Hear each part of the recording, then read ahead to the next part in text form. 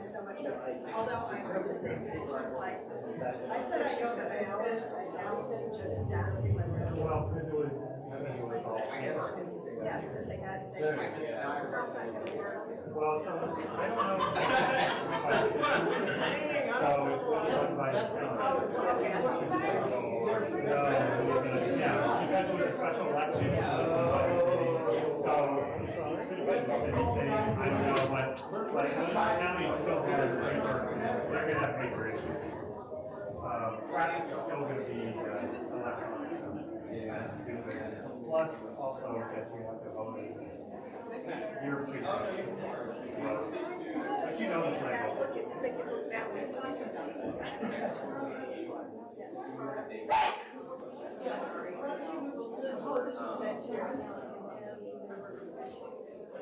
No. Hey. Oh, how you doing? Good. But no.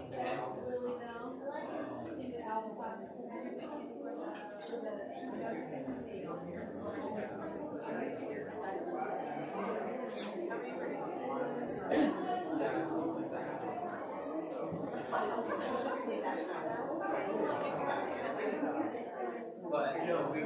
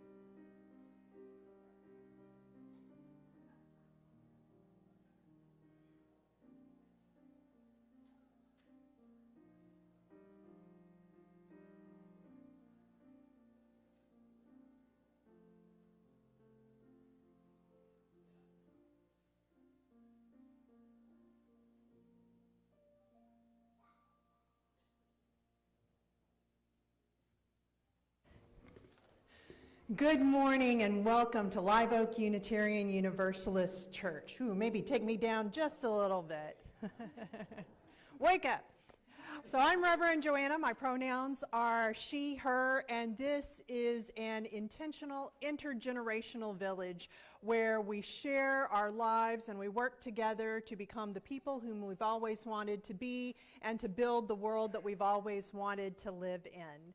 And for you, no matter where you are on your life journey, no matter whom you love, all who are welcoming are welcomed here.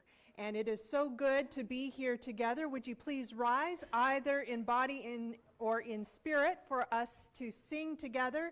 This is Wake Now My Senses, and please remain standing afterwards for our chalice lighting and the sung response.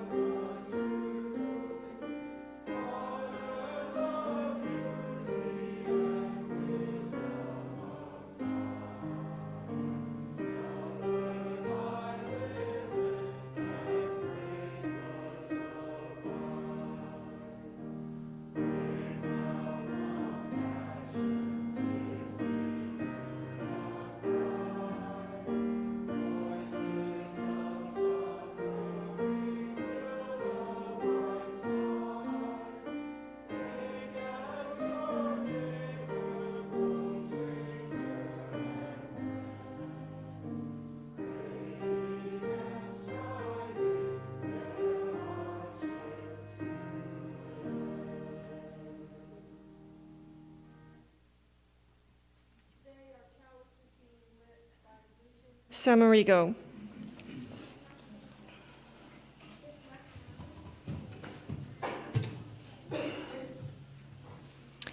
We light this flame to remind us love is the center. As we grow and connect, mature and deepen, love remains the center. Uh-oh. When the light of truth burns all else away, love remains.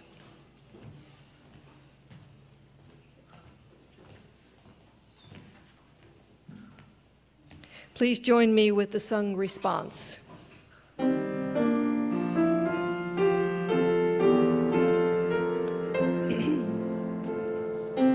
Not the circle of enabling love where people grow for.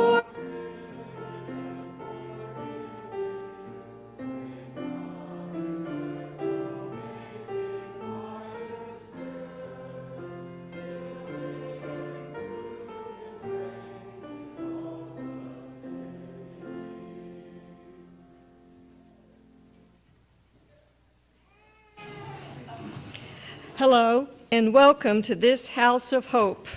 My name is Barbara Coldiron, and I use she, her pronouns. I love this church because love is at the center of this church. So I work on social justice issues and volunteer to help bring those opportunities here.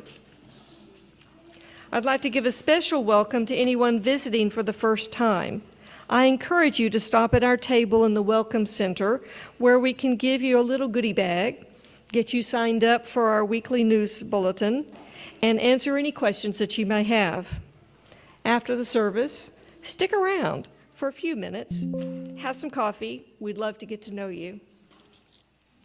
And today you have the opportunity to learn more about Live Oak. After the service, there will be an exploring membership class from 12:15 to 1:30 in room 105. This community has events happening all throughout the week. I encourage you to go to our website at liveoakuu.org and click on What's Happening every Sunday night to fill out your schedule for the week to come. Something you might be interested in this week is the Live Oak UU Church Ladies Group meets tomorrow at La Madeleine Lakeline at 12:05. Please see Margaret Sheehan if you have any questions. Today is a special day in the life of our congregation. We are being transformed as we welcome new members who are going to bring new ideas, new desires, new energies, and new opportunities to us. And we are going to share our ideas, desires, energies, and projects with them.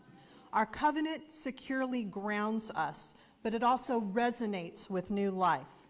As George Kimmich Beach put it, people don't join a covenanted community, rather they constitute it. There is no it without them, and each time new folks join, the whole is literally reconstituted. I'm Amy Starnes. I'm a member of the membership committee. Each of the following people has completed all the necessary requirements to become a member of Live Oak Unitarian Universalist Church. It is with joy that I invite up to the chancel James Barton, Michael Cruz, and Charles Rogers.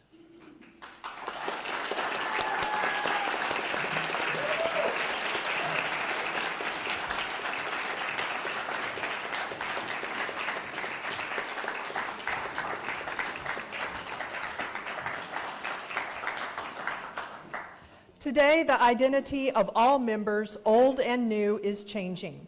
This congregation gets a new identity because you change us. We are now your church, and you change because you now add a member of Live Oak to who you are. Simply put, with these promises we make to each other, you become ours and we become yours. Will the members of the congregation please stand, either in body or in spirit, and join me in our words of commitment. We, the members of Live Oak Unitarian Universalist Church, welcome you into membership. We promise to walk along with you in your spiritual journey, to work together with you to strengthen this liberal religious community, and to make our vision for a just and peaceful world come alive. You may be seated, and will the new members please say your words? We pledge with our hands and hearts to contribute to the common good of this liberal religious community and to join in the spirit of love, reason, and freedom that we find here. We join you on the mission to embrace joy, enrich connections, encourage growth, and empower dreams. Let us welcome these new members into our fold. Let us give them the best of our tradition, who we have been and who we are today. But let us also open ourselves to the ways in which they are going to teach and transform us and share in the construction of the community that together we are becoming. Neither churches nor their members are perfect. If you hang around here long enough, one of two things, and possibly both, may happen to you. Eventually, the church may disappoint you, or you may disappoint the church. A time may come when we fail to act or respond to something that you are sure we should have. A time may come when you can't do something that the church asks of you. And it's not that what happened isn't important. It is. But what is most important is what happens next. As long as we live in covenanted community, seeking right relationship, our commitment to each other is strengthened, and we will grow as individuals and as a healthy community. We have a gift bag for each new member, as I've given them. Inside your gift bag, you will find a small chalice. At Live Oak, it is important that what happens here does not stay here. We hope that you will find ways to keep the chalice burning bright in your home and in your heart. After the service, we will have a formal book signing. Please gather with us in the fellowship hall to celebrate our new members with us. And also, as a reminder, as you heard, we have an Exploring New Membership workshop today at 12:15 in the library. For our new members, congratulations and welcome to our family. You can return to your seats, and the rest of us will give a heartfelt applause.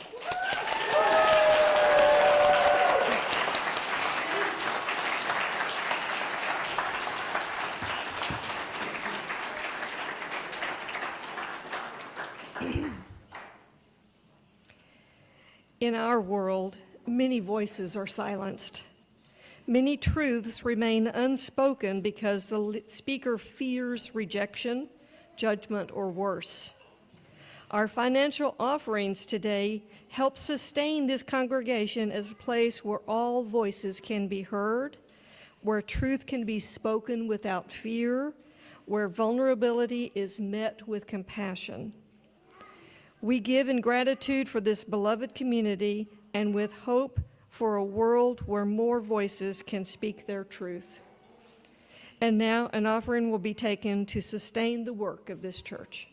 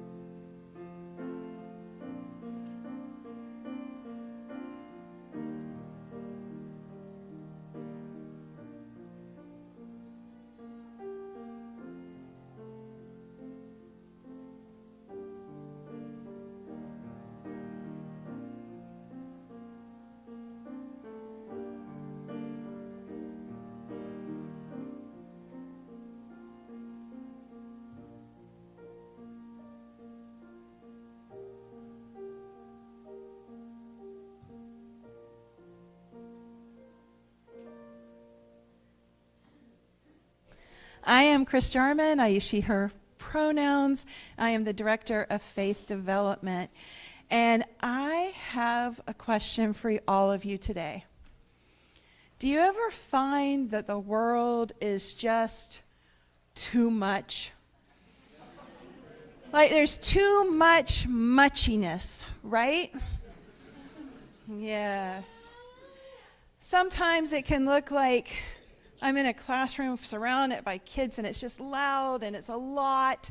And sometimes it can look like I'm at home and the news is just a lot. And sometimes that can make me spin. Do you ever spin? Where it's just like, I just feel like it's too much and I feel like I'm just not grounded. That I lose who I am in this moment because I'm worried about the past or I'm worried about the future. So I want to teach you something today for your spiritual toolbox. I carry a metaphorical toolbox that has different things in it that help me make it through the day. And this one is called I Am Aware. So I'm going to invite everybody to get really comfortable. Put your feet on the floor. Take everything out of your hands. Relax. Loosen up your shoulders. Take a deep breath. Can everybody take a deep breath? Ready? Now, this is what I want you to do. You don't have to have your eyes closed. Actually, we want them open. You're going to say, I am aware. And go ahead. I am aware. And so what this looks like is say, I am aware, and I'm going to check in with myself. I am aware of the ground beneath my feet. I am aware of the sound of my friend laying on the wood floor. Yeah, because it's here. I'm aware of my throat and the sound that my voice is making. I'm aware of the lights. I'm aware of the people around me. Now I invite you to do the same thing, and you can say it out loud. I want you to say, I am aware, and what is it that you're aware of? And it doesn't matter if the people around you hear you, because they're doing their own awareness exercise. So are we ready? I am aware. Yes. I'm aware of that he was just spinning my breath.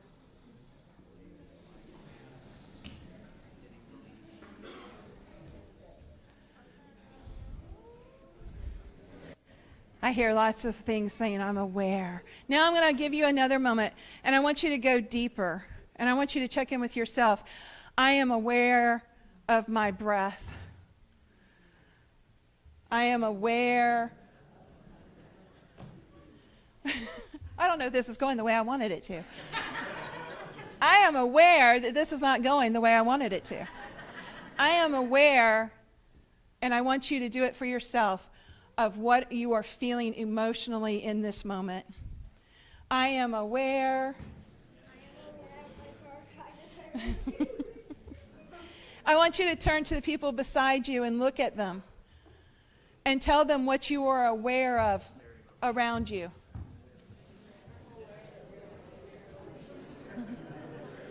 I am aware.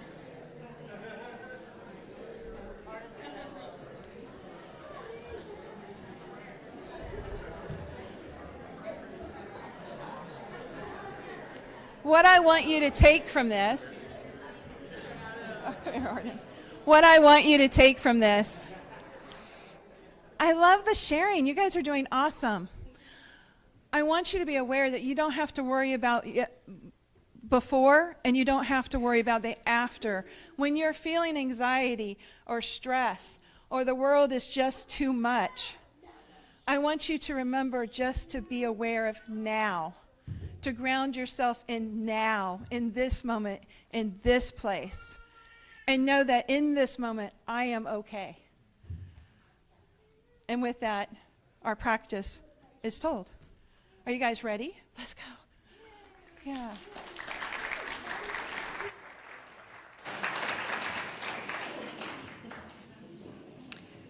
Please rise for our theme hymn, number 159, This Is My Song.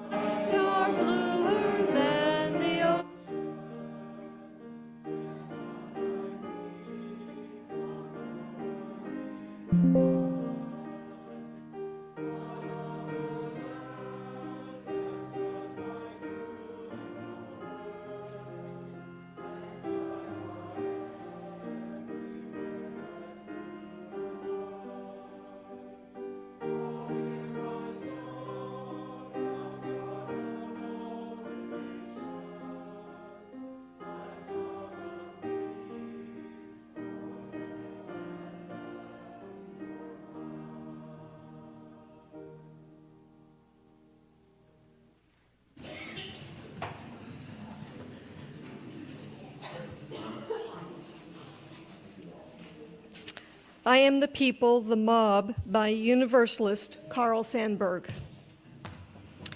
I am the people, the mob, the crowd, the mass. Do you know that all the great work of the world is done through me? I am the working man, the inventor, the maker of world's foods and clothes. I am the audience that witnesses history. And Napoleons come for me and the Lincolns. They die, and then I send forth more Napoleons and Lincolns. I am the seed ground. I am the prairie that will stand for much plowing. Terrible storms pass over me. I forget. The best of me is sucked out and wasted. I forget. Everything but death comes to me and makes me work and give up what I have, and I forget. Sometimes I growl, shake myself, and spatter a few red drops for history to remember. Then I forget. When I, the people, learn to remember. When I, the people, use the lessons of yesterday and no longer forget who robbed me last year, who played me for a fool, then there will be no speaker in all the world say the name the people with any fleck of a sneer in his voice or any far-off smile of derision. The mob, the crowd, the mass will arrive then.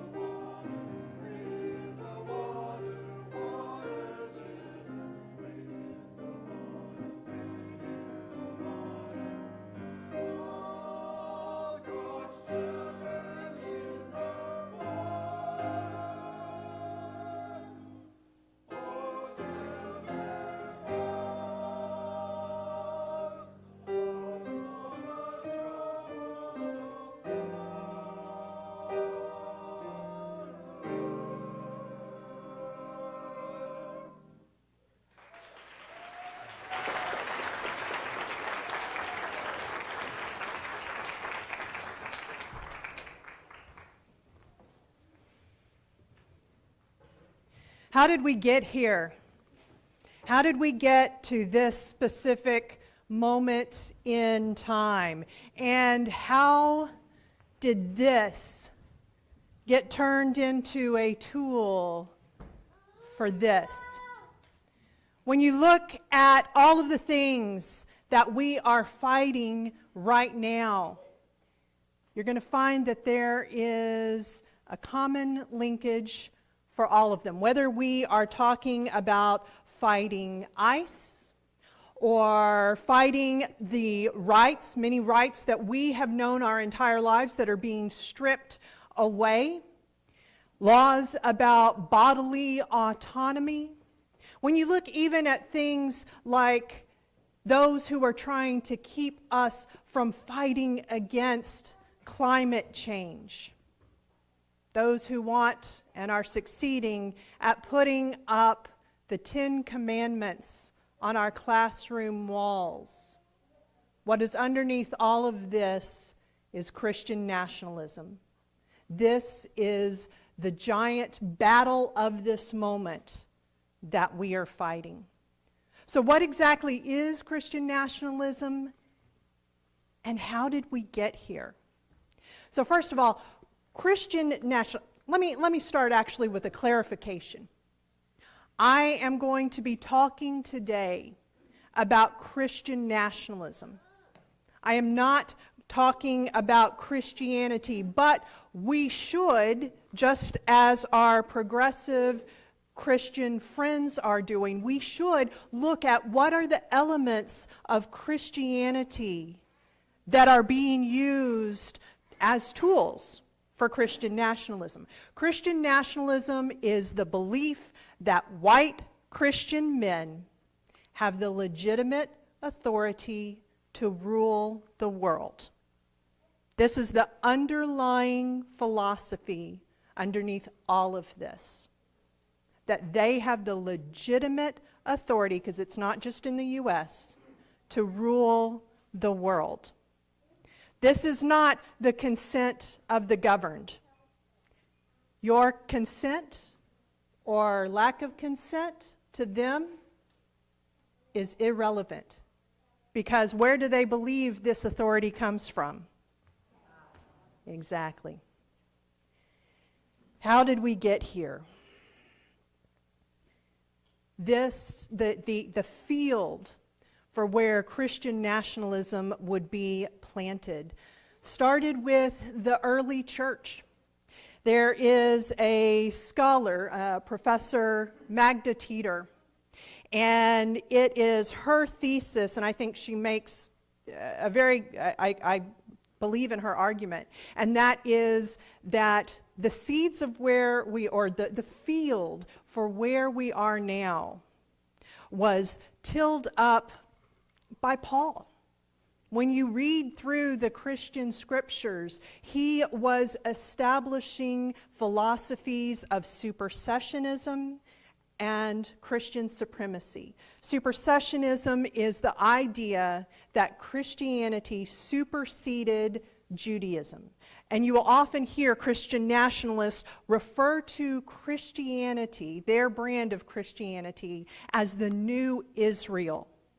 So it was this idea that, yes, you had Judaism, but that Christianity supplanted it, and that this was that this was truth, that this was objective truth and the true religion. And one of the things, and it's Teeter's contention, that by doing this then led to, in the early church, the policies of anti-Semitism and then later racism, especially anti-black racism.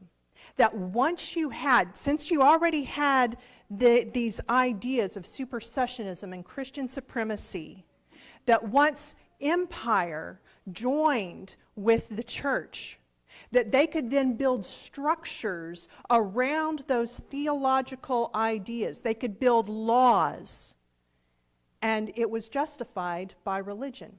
And so we saw it in the early days of the church, and this was one of the big arguments, this right here, and you will still hear it today, but you will hear, like over thousands of years, that little phrase will come up. It's a line from Genesis that then Paul references, the elder shall serve the younger. And that was the justification for supersessionism, right? That Judaism was the elder and Christianity was the younger. Christianity was the one that is now in the supreme position and should be served. So we know this, we know how this worked throughout history. First with the laws that were oppressing Jews, on in through the slavery industry, on into, in our country, the Jim Crow laws and segregation. You have always had preachers, Christian preachers, who would hold up a Bible and use that to justify oppression. So getting to where we are now specifically, the field, over hundreds and hundreds of years with supersessionism and Christian supremacy has been laid. And what happened is it's not just laws, but you do that long enough and you are changing the culture to have a particular worldview that isn't even questioned. So now the seeds of what would become what we know today as Christian nationalism, those were planted in response to a particular, in this country, Supreme Court verdict in 1954. Anyone got any guesses about what that is? Brown versus the Board of Education. And I would scream about it too. Brown, of course, was, a wonderful thing. This was the end of legal segregation in schools. But again, you had people for whom segregation had been justified on religious grounds. And so now what happened? The seeds were planted because people began establishing private religious schools, sometimes in their little towns, getting rid of the public school and starting a religious school because that way they could continue to racially segregate, to not allow the black children to come into their schools. So that's where the seeds are going. Those seeds would produce fruit. And the fruit would become what we now know of as Christian nationalism. Let me also say this. Sometimes you will hear someone, including me, refer to white Christian nationalism. That's being redundant because, again, back with the early church, racism was being developed alongside Christian supremacy. There is no Christian nationalism that is not white Christian nationalism. And no, you don't have to be white to be a proponent of it, just as you can be a woman and support patriarchy and misogyny, right? So, curious here. Does anyone know who this is? Other than those who I've already talked to about it.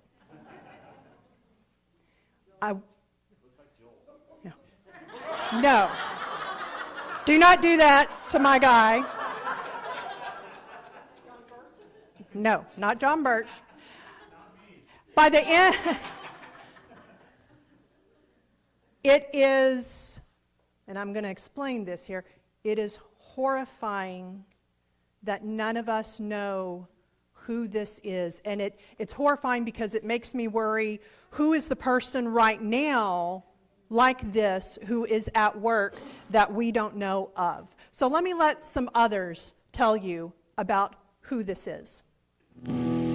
After Barry Goldwater's big defeat in 1964, conservatives were wandering around lost in the liberal wilderness. And then Paul Weyrich came to Washington. He transformed the lost conservatives into a movement that has become a mighty force. He really invented the conservative movement. I want to be like Paul Weyrich when I grow up. And Paul, you've impacted me. You've impacted me by the way you have been so tireless and fearless in your defense of the truth, the things that we care about, the things that we are willing to shed blood over, our own blood. So, Paul Weyrich is considered to be, he died in 2008, but he is considered to be the father of the New Right. It started for him in the 1960s. He started studying liberal movements. He was not a liberal. In fact, he left the Catholic Church after the reforms of Vatican II because it was way too liberal for him. True story. But he studied the liberal movements of that time because he found them to be so effective.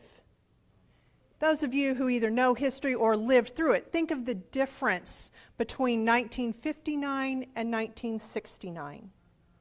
He looked at those liberal movements and saw that they were able to influence legislation, they were able to influence the courts, and most importantly, again, think of the difference between 59 and 69, they were able to change the culture. Sex, drugs, and rock and roll, right? But not just that. Think of the embrace of diversity that we were seeing by the end of the 1960s, of racial diversity, of the growing women's movement, of feminism. We were starting to be open to LGBTQ, all these different things, but especially race, especially race.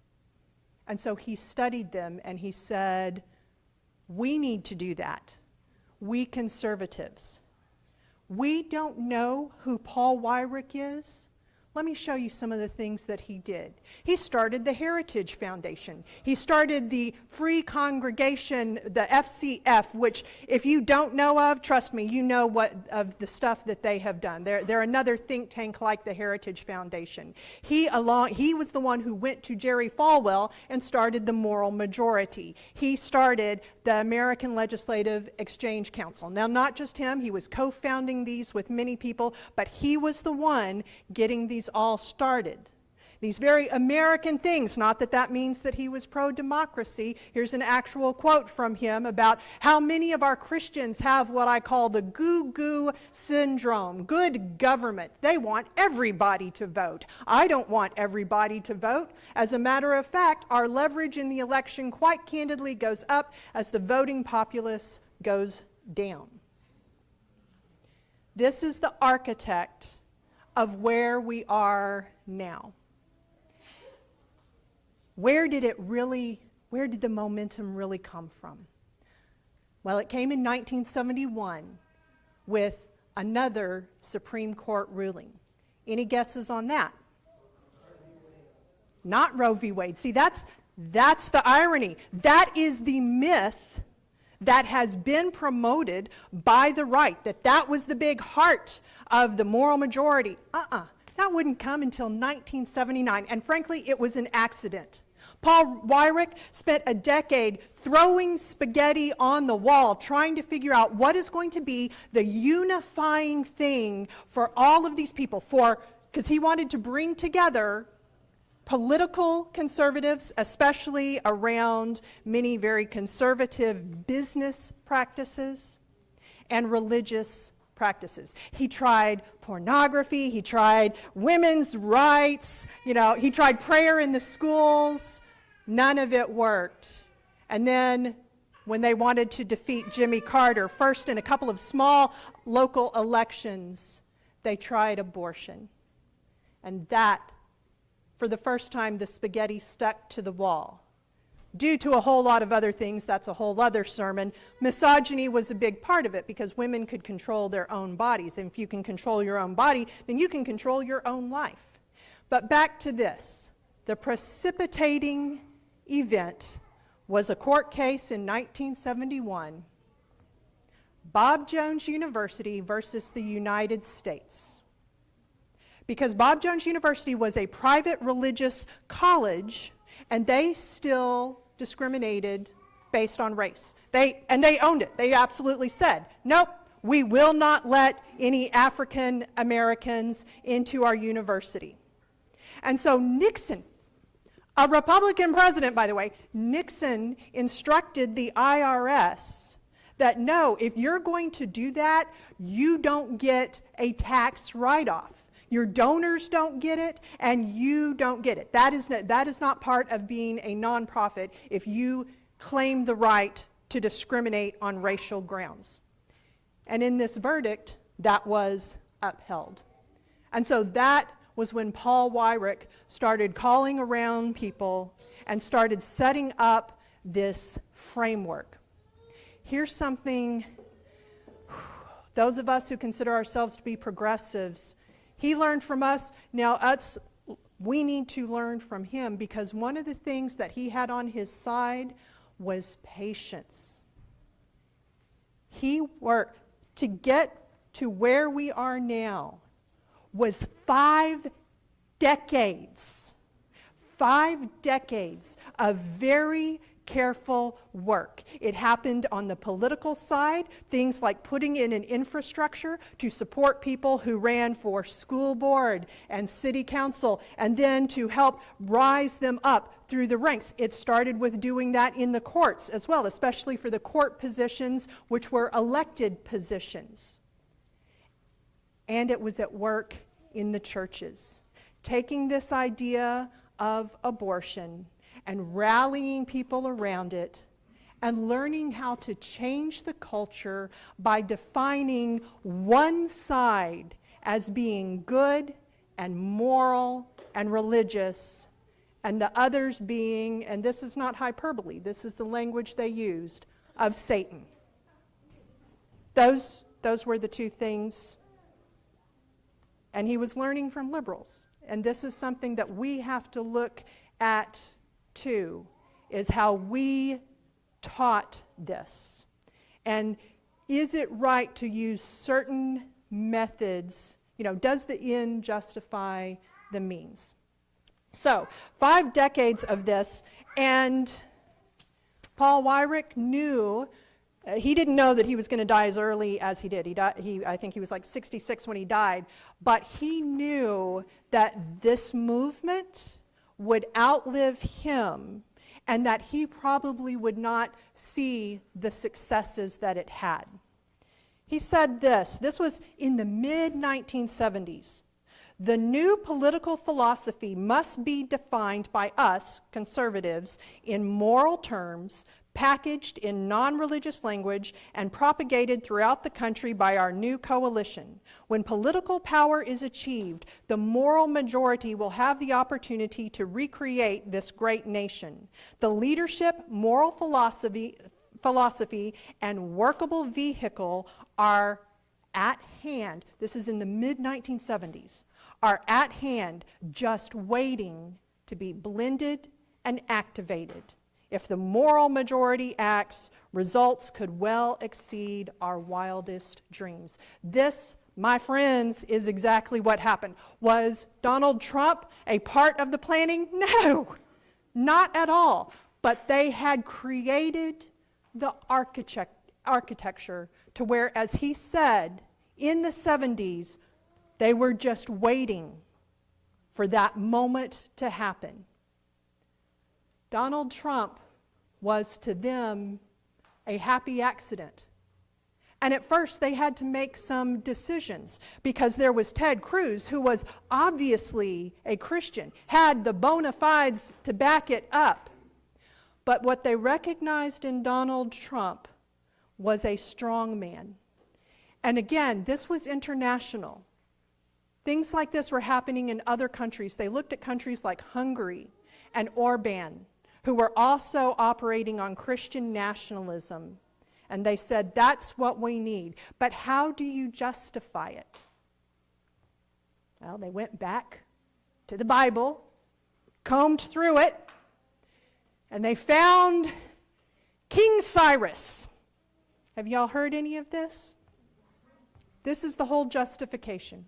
King Cyrus was not Jewish. He was not Israelite. He was a pagan. And he was a king who enabled the Israelites who were in the Babylonian captivity to be freed. By the way, this was also in Isaiah 45. What was the first election that Trump was running for? 45. That became a big part of this too. They created documentaries and movies and all kinds. They created a whole myth based on this idea of a flawed leader who God anointed to serve God's purposes. Those of you who, including me, who haven't been able to understand how can Christianity, this is what it is all based upon. What they also did as they were creating this specifically American version of Christian nationalism was to promote a myth, and it is a myth, it is not true, about the founding of our country, right? How many people have heard this about, oh, America was founded as a Christian nation? No, it wasn't, and there's plenty of evidence that it wasn't. If there was any sort of a religious philosophy in our founding documents, it was that of natural law. That's why you see phrases in there like self-evident. But they created this myth and repeated it and repeated it and repeated it. And now research shows that our modern day American Christian nationalists, because we've added American exceptionalism to this whole concept. And by the way, when you see people who are promoting American exceptionalism, it's not just, oh, America's the best. It is based in, for them, a theological idea, which is that the United States is special, chosen by God.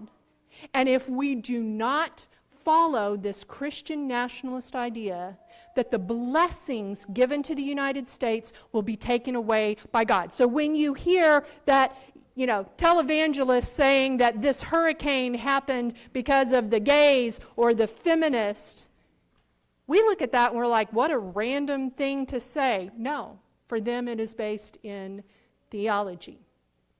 And so you have that American exceptionalism and this founding myth, and the research shows that the majority of people who are now part of the Christian nationalist movement, just not your leader, just your average person in the streets, they are more committed to the myth of the founding of our country than they are Christianity.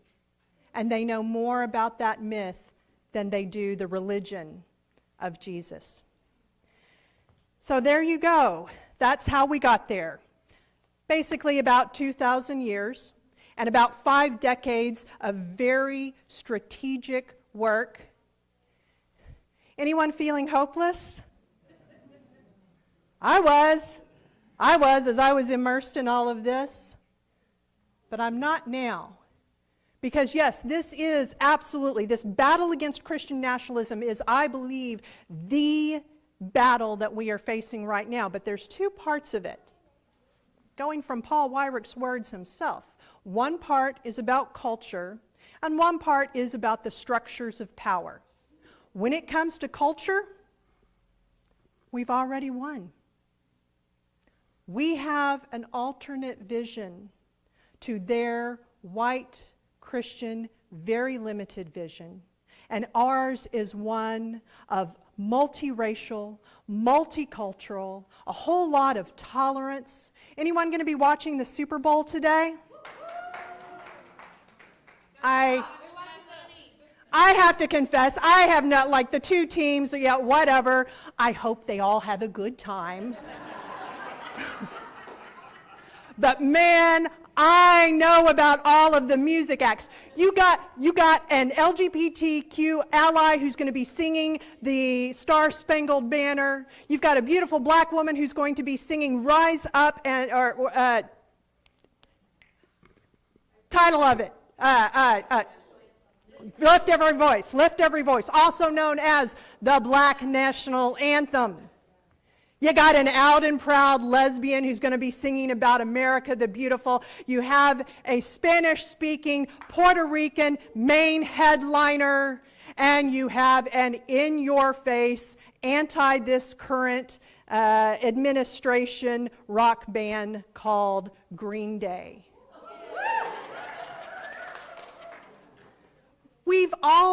The war on culture, we've already won. Like going back to Sesame Street. And we're not going back on that. And so now the battle, and I think that our success is assured if we do what we need to do. Now the battle is for the structures of power. It's going to take all of us. It's going to take a lot of creative thinking because a lot of the things that have worked in the past are not going to work anymore. But I'll tell you, right now, today, what is giving me the most hope is Mama and Papa in Minneapolis. I don't know if you've been seeing this. Those are two seniors in Minneapolis. It is happening all over Minneapolis. This is one of the things where we are going to have to be creative and be open to new things. I have friends who are up there and they say the organizers can't keep track of all of the different things that are happening because there's so many little pods of people, neighborhood by neighborhood, industry by industry, community organizers who have been there for decades, and they can't even tell you all of the different groups that are working. You got like you have carpenters that are coming through neighborhoods and repairing people's doors where ICE has kicked it in. You have tow truck drivers that are going around and for free moving the cars because where ICE has taken someone and just left the car running. They're moving them to a safe space. You have neighbors who are taking care of neighbors, and they are defining neighbor in the widest way possible. And you got Mima and Papa who are walking through clouds of the tear gas in order to show up, to help their neighbors, and to fight for democracy. And I got to tell you, we got a lot of mamas and papas right here in this congregation. I'm pretty sure that our largest meeting group in the church is the senior coffee. I am the facilitator of the senior coffee, but I will confess to you, it is not so much that I facilitate the group as I infiltrate the group. Because I need to have a heads up on what they're going to be doing. Mostly because I'm probably going to be following their lead. We have an alternate vision to the one that is presented with Christian nationalism. Theirs is based entirely on domination. Ours is based on love. Just as we see in Minneapolis, the people who are walking out of their doors and helping everyone else, they are fueled by love. They are fueled by love for their neighbor and love of democracy. We have, I will claim it, we have love on our side. Our victory is assured. We just got to show up.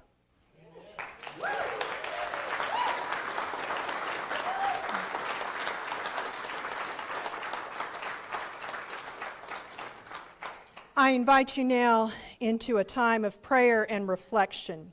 As Rabbi Abraham Joshua Heschel wrote, prayer cannot bring water to parched fields or mend a broken bridge or rebuild a ruined city, but prayer can water an arid soul, mend a broken heart, and rebuild a weakened will. I would add that this is where we give words to the yearnings of our hearts. So in that spirit, let us pray.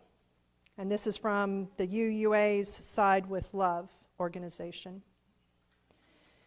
Spirit of life, we gather with hearts broken open, souls aching by the weight of the world, by the wounds of history, by the cruel persistence of injustice.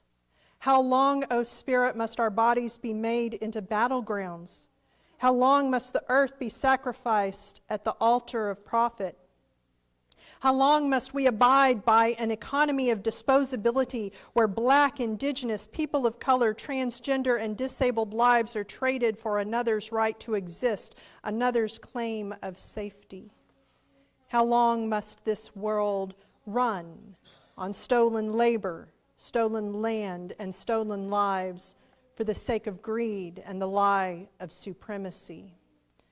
We lament the silence that has stretched too long, the complicity woven into our comforts, the slowness of our response when urgency was demanded. We grieve the gap between our values and our actions, between the pragmatic and the prophetic. Forgive us for the times we have turned away. Forgive us when we have mistaken quiet for peace and civility and decorum for justice. But let this lament not be the end. Let our sorrow carve space for resolve. Let our tears water the seeds of uprising. Let our faith rise from the ashes, not innocent, but braver, wiser, more centered in love. May we be a people who side with love. May we be a people who disrupt, who dismantle, and who dream. May we be a people who remember, that are always on the horizon of transformation, and there may we greet our collective liberation.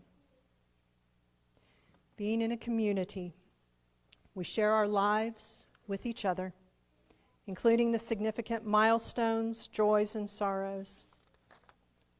Today, Luann shares, we worked hard to get out the vote for the Leander mayor's race, but it wasn't happening, so we phone banked the list twice, and on election day, several people went door to door to those who had not yet voted. Our candidate won with the preliminary percentage of 57% of the vote.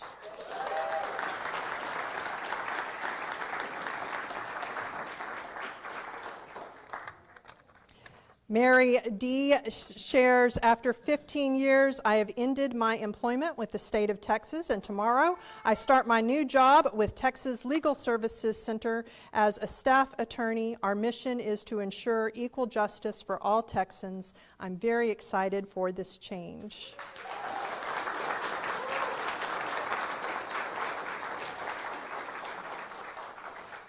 Barbara Coldiron shares that Judy Appolt is having a heart procedure tomorrow. Please keep her in your thoughts. Some sad news, the mother of Jackie West, Patty Marshall Stein, died this week. The family is sad to lose her, but comforted that her fight with Alzheimer's is over. And Joel Burkew also shares, happy to see great leaders getting voted in for the Leander Mayor and City Council.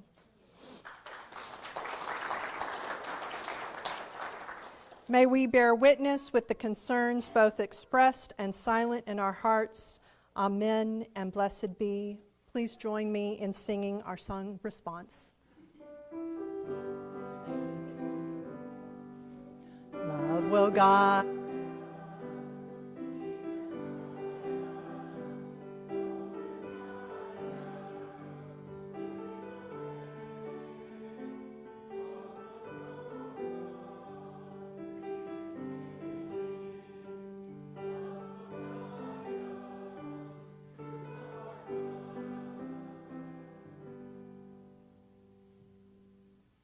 Going back to that poem that Barbara read by Carl Sandburg, who was a Universalist, and thank you, Tim Buckley, very much for bringing that poem to my attention. When we, the mob, we, the people, remember the past and learn from the past, we will realize our power. And our power is fueled by love. Go forward, steadfast in your deepest held beliefs and values, and know that you are not alone in this great work that we do.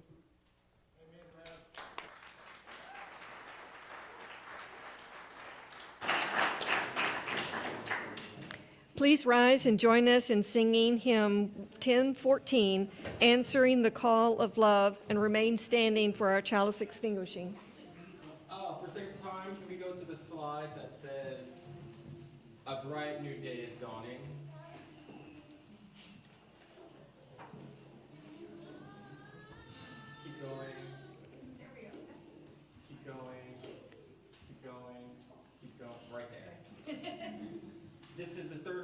do, for sake of time, Julianne, you ready?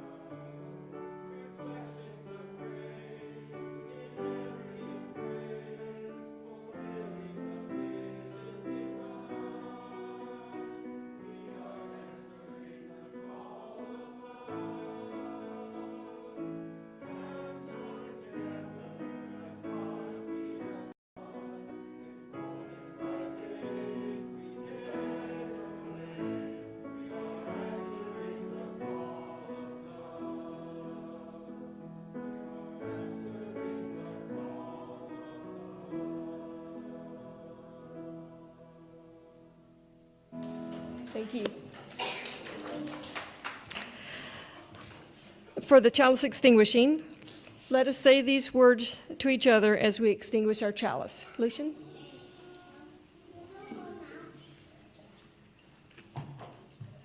Take courage, friends. The way is often hard. The path is never clear, and the stakes are very high. Take courage, for deep down there is another truth. You are not alone. It has been a gift to be together today. Thank you for today's home team, that stands for hospitality and membership, who provided hospitality and worship and tech leadership. They are Michael, Tracy, Hella, Betty S., Rosie, Mary D., Charles R., Nancy, Josh, Margaret, and Dory.